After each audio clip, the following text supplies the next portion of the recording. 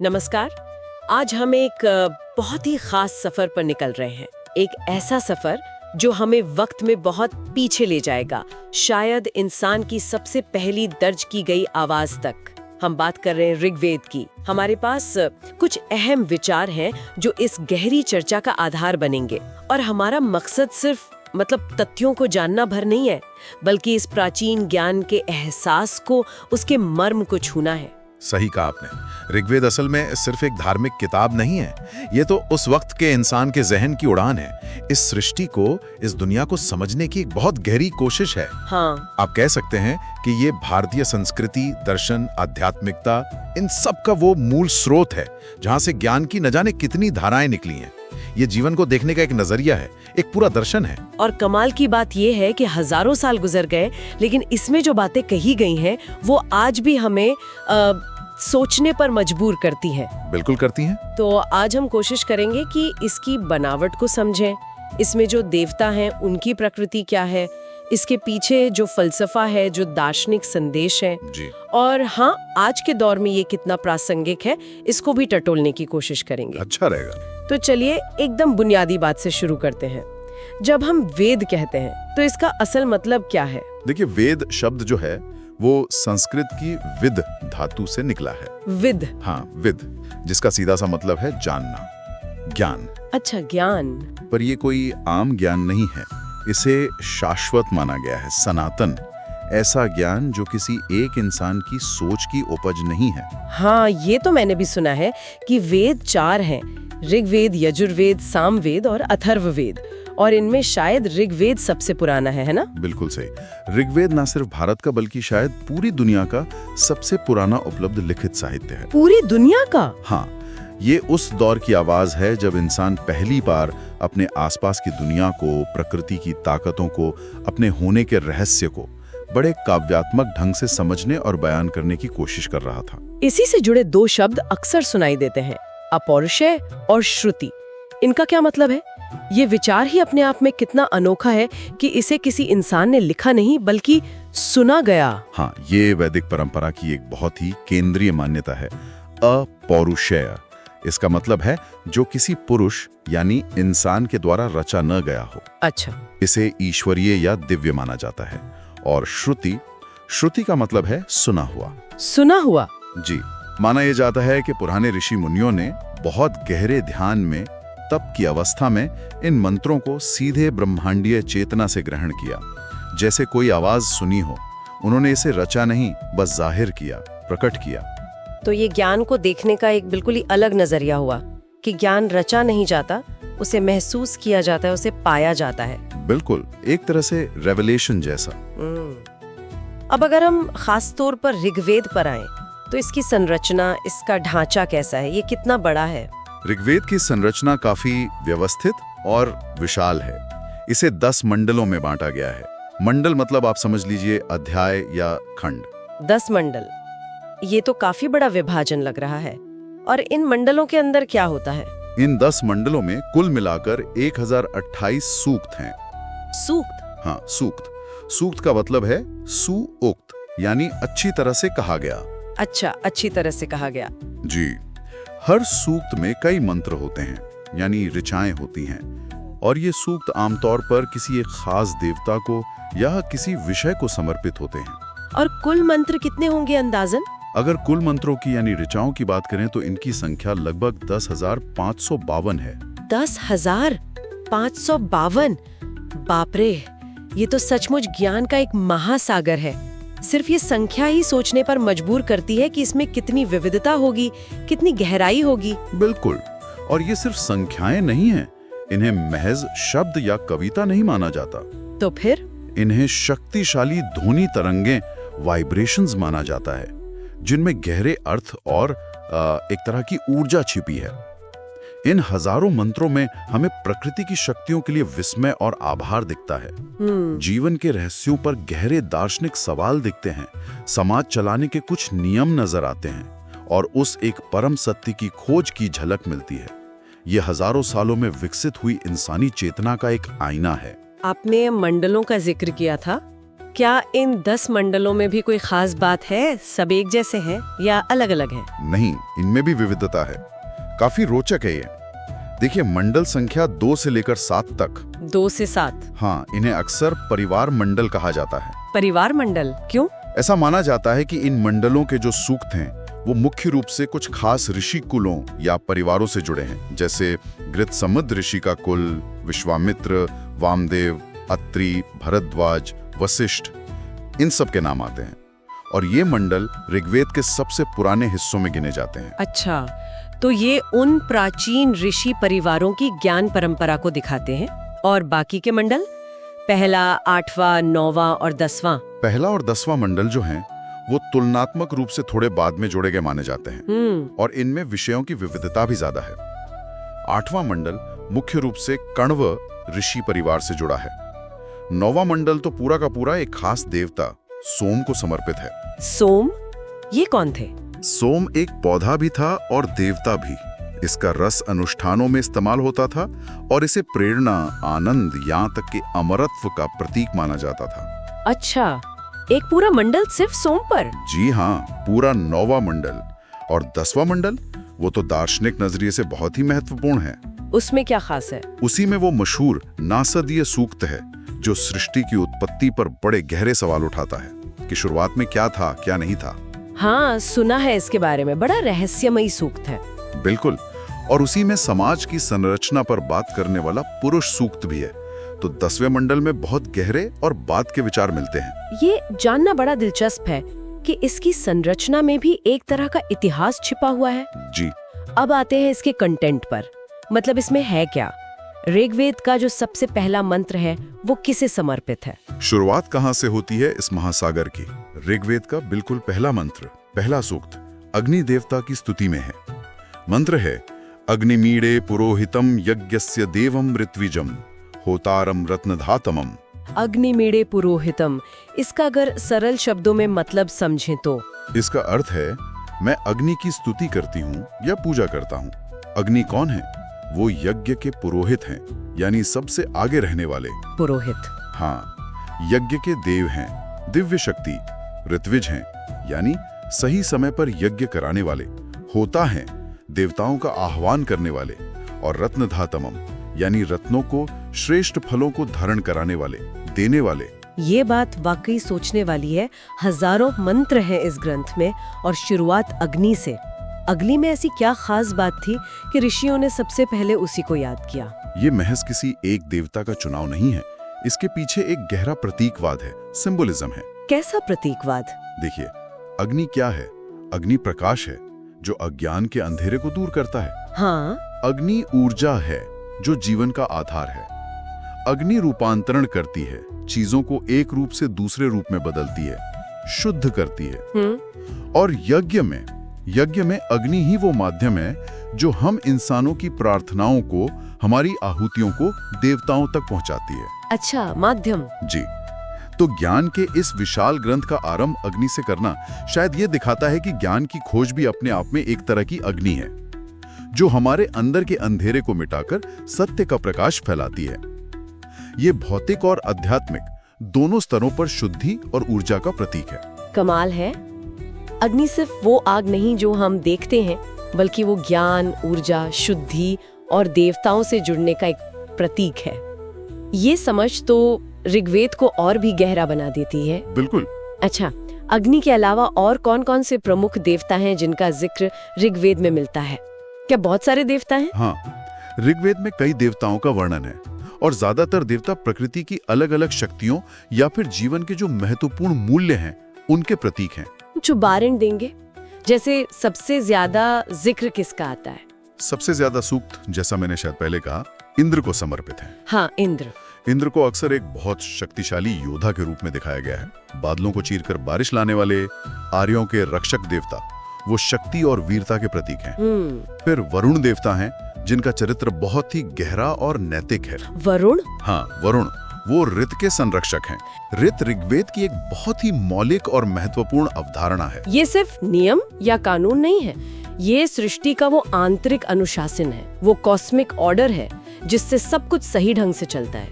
सूरज का उगना, मौसमों का बदलना, नदियों का बहना। अच्छा। और सिर्फ भौतिक जगत ही नहीं, नैतिक व्यवहार भी, सत्य बोलना, सही आचरण करना, ये सब ऋत के अंतर्गत आता है। तो ये कॉस्मिक ऑर्डर और मॉरल लॉ दोनों का मिलाजुला रूप है। सोम का जिक्र हमने किया ही, जिनका पूरा 9वां मंडल है। वो एक पौधे का रस थे जिसे अनुष्ठानों में पिया जाता था और देवता का दर्जा भी मिला हुआ था। हाँ, आनंद और प्रेरणा के देवता। बिल्कुल। अमरत्व, दिव्य आनंद, प्रेरणा, कवियों की प्रतिभा, इन सबके स्रोत माने जाते थे सोम। फिर उषा देवी हैं, यानी भोर की देवी। उषा। हाँ, उनके सूक्त बहुत ही सुंदर, बहुत काव्यात्मक हैं। वो अंधेरे पर उजाले की जीत, एक नई शुरुआत, नई आशा का प्रतीक हैं। मरुदगण हैं, जो हवा और तूफान के देवता हैं, अक्सर इंद्र के साथी के रूप में आते हैं। अश्विनी कुमार हैं। अश्विनी कुमार जी, ये जुड़वां देवता हैं और दिव्य चिकित्सक माने जाते हैं, आरोग्य देने वाले, मदद करने वाले देवता। अच्छा, यानी चिकित्सा के देवता भी थे। हाँ, विष्णु का भी जिक्र है, हालांकि उतने प्रमुख नहीं जितने वो बाद के हिंदू धर्म में हुए। हाँ, बाद में तो उनका महत्व बहुत बढ़ गया। जी, लेकिन ऋग्वेद में भी उनके 3 पगों में ब्रह्मांड नाप लेने वाले त्रिविक्रम रूप का उल्लेख मिलता है। और रुद्र देवता भी हैं। रुद्र, ये शिव के रूप माने जाते हैं ना बाद जी, में। हाँ, बाद में उनका शिव के साथ तादात्म्य स्थापित हुआ। ऋग्वेद में उनका स्वरूप शक्तिशाली है, कभी कभी भयानक भी लगता है, लेकिन वो कल्याणकारी भी हैं और औषधियों के स्वामी भी माने गए हैं। तो ये तो और सारे देवता हो गए, इंद्र, वरुण, अग्नि, सोम, उषा, मरुत, अश्विनी कुमार, विष्णु, रुद्र। क्या ऐसे हम बहुदेववाद कहेंगे, मतलब बहुत सारे भगवानों को मानना? यहीं पर ऋग्वेद एक बहुत ही महत्वपूर्ण और गहरी दार्शनिक बात कहता है, जो आज भी, बल्कि आज तो शायद सबसे ज्यादा प्रासंगिक है। क्या बात है वो? ऋग्वेद में ही एक बहुत प्रसिद्ध मंत्र आता है, एकम सत विप्रा बहुधा वदंती। एकम सत विप्रा बहुधा वदंती। इसका मतलब क्या हुआ? इसका अर्थ है सत्य यानी सत्य या परम सत्ता, वो तो एक ही है। विप्र यानी ज्ञानी लोग उसे बहुत तरह से बहुधा बयान करते हैं। वदंती, अलग अलग नामों से पुकारते हैं। अरे वाह, सत्य एक है, ज्ञानी उसे अलग अलग नामों से पुकारते हैं। जी, ये ऋग्वेद के दर्शन का, उसकी फिलॉसफी का निचोड़ है। ये कहता है कि ये जो अलग अलग देवता हमें दिख रहे हैं, अग्नि, इंद्र, वरुण वगैरह, ये सब असल में उसी एक परम सच की, उसी एक अल्टीमेट रियलिटी की अलग अलग अभिव्यक्तियां हैं, उसके अलग अलग रूप हैं, या कह लीजिए गुण हैं। तो ये सिर्फ धार्मिक सहिष्णुता या टॉलरेंस की बात नहीं है, ये उससे भी गहरी एक तरह की अद्वैतवादी समझ है कि मूल तत्व तो एक ही है, भले ही हम उसे किसी भी नाम से पुकारें या किसी भी रूप में पूजें। ये तो अद्भुत है। मतलब अनेकता में एकता का ये जो सूत्र है, ये हजारों साल पहले ऋग्वेद में ही दे दिया गया था। ये समझ आज की दुनिया के लिए कितनी जरूरी है। बिल्कुल जरूरी है। अच्छा, ऋग्वेद में यज्ञ का भी बहुत जिक्र आता है। क्या ये सिर्फ पूजा पाठ की कोई विधि थी, कोई रस्म थी? यज्ञ ऋग्वैदिक जीवन और उनकी उपासना का केंद्र जरूर था, इसमें कोई शक नहीं, लेकिन उसे सिर्फ आग में कुछ चीजें डालने की रस्म समझ लेना, वो उसकी गहराई को कम करना होगा। तो फिर यज्ञ का असली मतलब क्या था? इससे गहरा क्या था? यज्ञ का एक बहुत व्यापक, एक बहुत बड़ा अर्थ है। इसका मतलब है समर्पण, त्याग, शुभ कर्म करना और इस पूरी सृष्टि के साथ एक लय, एक हार्मनी बनाना। समर्पण, त्याग। हाँ, अपने सबसे अच्छे कर्मों को, अपनी ऊर्जा को, यहाँ तक कि अपने अहंकार को भी एक बड़े उद्देश्य के लिए समर्पित कर देना ही असली यज्ञ है। हर काम को ईश्वर को अर्पण मानकर करना, बिना किसी फल की इच्छा के, निस्वार्थ भाव से करना, ये यज्ञ की भावना है। वो जो अग्नि में आहुति दी जाती थी, वो इसी अंदरूनी समर्पण का एक बाहरी प्रतीक थी। देवताओं और इंसानों के बीच बातचीत का एक माध्यम था। यानी ये जो विचार है कि कर्म ही पूजा है, या कर्म योग का सिद्धांत जो बाद में गीता में इतना प्रमुख हुआ, उसकी जड़ें हमें ऋग्वेद के यज्ञ वाले दर्शन में ही मिल जाती हैं। निश्चित रूप से, बिना किसी शक के, निस्वार्थ कर्म और समर्पण का भाव ऋग्वेद के यज्ञ दर्शन में साफ तौर पर मौजूद है। अब अगर हम ऋग्वेद के ऐतिहासिक और सांस्कृतिक महत्व की बात करें, तो वो कितना बड़ा है? ऋग्वेद को आप भारतीय संस्कृति और साहित्य की गंगोत्री कह सकते हैं। मतलब जहाँ से सब कुछ निकला। गंगोत्री। हाँ।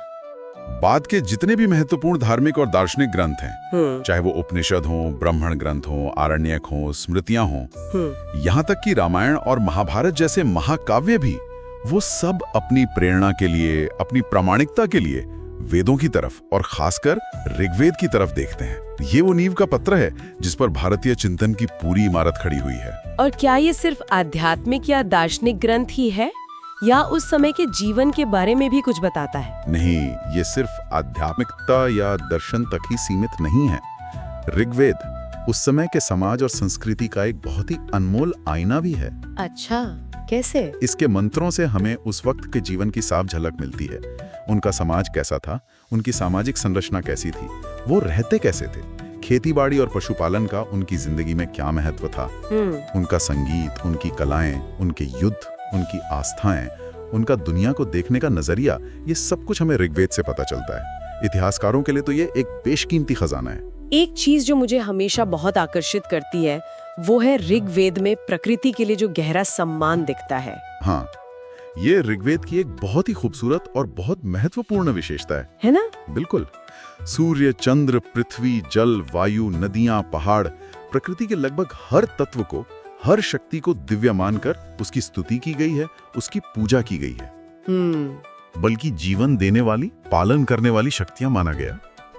उनके लिए एक गहरा आदर और एक कृतज्ञता का भाव झलकता है हर जगह। वो एक बहुत प्रसिद्ध सूक्ति भी है, शायद इसी भाव से जुड़ी हुई, माता भूमि पुत्रो अहम पृथव्याः। हाँ, ये पंक्ति मुख्य रूप से अथर्ववेद के पृथ्वी सूक्त में आती है, लेकिन इसका जो मूल भाव है कि पृथ्वी हमारी माँ है और हम सब उसके बच्चे हैं, ये भावना ऋग्वेद की प्रकृति दृष्टि में पूरी तरह से समाई हुई है। और आज के समय में देखें तो बिल्कुल, आज जब हम पर्यावरण के संकट से जूझ रहे हैं, क्लाइमेट चेंज की चुनौतियों का सामना कर रहे हैं, तब हजारों साल पुरानी ये दृष्टि कितनी प्रासंगिक लगती है। सही बात है। प्रकृति का शोषण नहीं, बल्कि उसके साथ मिलकर रहना, सह अस्तित्व और सम्मान का रिश्ता बनाना, ये वैदिक जीवन दृष्टि का आधार था। आपने पहले औषधियों और चिकित्सा का भी जिक्र किया था। क्या इस बारे में भी कुछ मिलता है ऋग्वेद में? बिल्कुल मिलता है। ऋग्वेद में बीमारियों से छुटकारा पाने के लिए प्रार्थनाएं तो हैं ही, साथ ही कई औषधीय जड़ी बूटियों और उनके इस्तेमाल का भी उल्लेख मिलता है। अच्छा। अश्विनी कुमारों को तो हमने बताया ही कि दिव्य वैद्य कहा गया है, जो बड़े आश्चर्यजनक ढंग से चिकित्सा करते थे, बीमारों को ठीक करते थे। इससे पता चलता है कि उस जमाने में भी स्वास्थ्य और आरोग्य का ज्ञान मौजूद था और प्रकृति में ही उसके समाधान खोजने की कोशिश की जाती थी। कुछ विद्वान तो ये भी मानते हैं कि आज का जो विज्ञान है, उसकी कई खोजों के बीज या संकेत ऋग्वेद में पहले से ही मौजूद हैं, बस उन्हें सही ढंग से समझने की जरूरत है। ये सब सुनकर तो ऐसा लगता है कि ऋग्वेद सिर्फ एक पुराना ग्रंथ नहीं है, बल्कि ज्ञान का एक ऐसा भंडार है जो कभी खत्म नहीं होता। सही कह रही हैं आप। अब सबसे अहम सवाल पर आते हैं। आज की जो तेज रफ्तार जिंदगी है, भागदौड़ भरी दुनिया है, इसमें ऋग्वेद हमारे लिए क्या मायने रखता है? हम आज इससे क्या सीख सकते हैं? ये किसी खास समय या देश की सीमा में बंधे हुए नहीं हैं, ये यूनिवर्सल हैं। ऐसे कौन से संदेश है जिन पर आज भी अमल किया जा सकता है हमारे रोजमर्रा के जीवन में? पहला और सबसे महत्वपूर्ण मैं कहूँगा सत्य के प्रति निष्ठा, सच बोलना, सच पर चलना। वो जो सत्यमेव जयते है ना, उसका मूल विचार वेदों से ही आता है। सत्यमेव जयते। दूसरा, प्रकृति का सम्मान करना, उसके साथ एक तालमेल बनाकर जीना, न कि उसका अंधाधुंध शोषण करना। जी। तीसरा, अपने कर्म को यज्ञ समझना, यानी जो भी काम करें उसे पूरी ईमानदारी से, पूरी निष्ठा और समर्पण के भाव से करें, जैसे कोई पूजा कर रहे हों। कर्म को यज्ञ समझना। हाँ। चौथा, ज्ञान की अग्नि को हमेशा जलाए रखना, यानी लगातार सीखते रहना, अपने विवेक का इस्तेमाल करना और अज्ञान के अंधेरे को दूर करने की कोशिश करते रहना। ज्ञान की प्यास। बिल्कुल। और पांचवा, जीवन के प्रति एक सकारात्मक नजरिया रखना, आशा, उत्साह और प्रकाश के साथ जीना, जैसा कि हमें उषा देवी के सूक्तों से प्रेरणा मिलती है। सत्य, प्रकृति का सम्मान, कर्मनिष्ठा, ज्ञान की प्यास और जीवन के प्रति उत्साह, ये तो ऐसे मूल्य हैं जिनकी जरूरत तो हमेशा ही रहेगी। बिल्कुल। और ये सिर्फ किसी एक व्यक्ति के जीवन के लिए ही जरूरी नहीं है। नहीं, एक स्वस्थ समाज बनाने के लिए, एक शांतिपूर्ण दुनिया बनाने के लिए भी ये उतने ही जरूरी हैं। अगर व्यक्ति, समाज और राष्ट्र इन बुनियादी वैदिक मूल्यों को अपने व्यवहार में, अपने आचरण में उतारें, तो हम निश्चित रूप से एक ज्यादा बेहतर और संतुलित दुनिया बना सकते हैं। ये सिर्फ अतीत का गौरवगान नहीं है, ये भविष्य के लिए भी एक बहुत सार्थक दिशा निर्देश हो सकता है। वाकई ये चर्चा तो बहुत ही ज्ञान बढ़ाने वाली रही। ऐसा महसूस हो रहा है कि ऋग्वेद सिर्फ मंत्रों या सूक्तों का एक कलेक्शन नहीं है, ये तो जीवन का संगीत है, ये सृष्टि के प्रति एक बच्चे जैसा आश्चर्य का भाव है, ये मानवता का पहला महाकाव्य है शायद, जिसमें अस्तित्व के गहरे रहस्य, नैतिक मूल्य और जीने की कला सब कुछ एक साथ बुना हुआ है। आपने बिल्कुल सही कहा। ये वो नींव है जिस पर भारतीय सभ्यता और आध्यात्मिकता की इतनी विशाल इमारत खड़ी है, और इसकी गूंज आज भी हमें सुनाई देती है, अगर हम सुनना चाहें तो चलिए एक बार फिर उस पहले मंत्र के भाव को याद करते हैं जिसने इस ज्ञान यात्रा की शुरुआत की थी। अग्नि मेळे पुरोहितम। हम कामना करते हैं कि ज्ञान की ये अग्नि हम सबके भीतर भी जागे और हमें सत्य के प्रकाश की ओर ले जाए, और हमें अच्छे कर्म करने की प्रेरणा दे। और अंत में हम अपने श्रोताओं के लिए एक विचार छोड़ जाते हैं। जरा सोचिए, अगर मानवता के इस सबसे पुराने उपलब्ध ग्रंथ में एकता, प्रकृति के साथ संतुलन और जीवन के उद्देश्य के बारे में इतनी गहरी और स्थायी समझ मौजूद है, तो दुनिया भर की प्राचीन कथाओं, मिथकों और ग्रंथों में अभी और कितना भूला हुआ ज्ञान छिपा हो सकता है, जिसे आज हमें फिर से खोजने और समझने की जरूरत है। ओम शांति शांति शांति। अगर आप अब तक हमारे साथ जुड़े हुए हैं तो जाहिर है ये बातें आपके लिए मायने रखती हैं। तो इस वीडियो को लाइक जरूर करिए, और अगर आप चाहते हैं कि हर हफ्ते ऐसी ही लाइफ चेंजिंग बातें, गहरी चर्चाएं आप तक पहुंचती रहें, तो सब्सक्राइब करना मत भूलिएगा।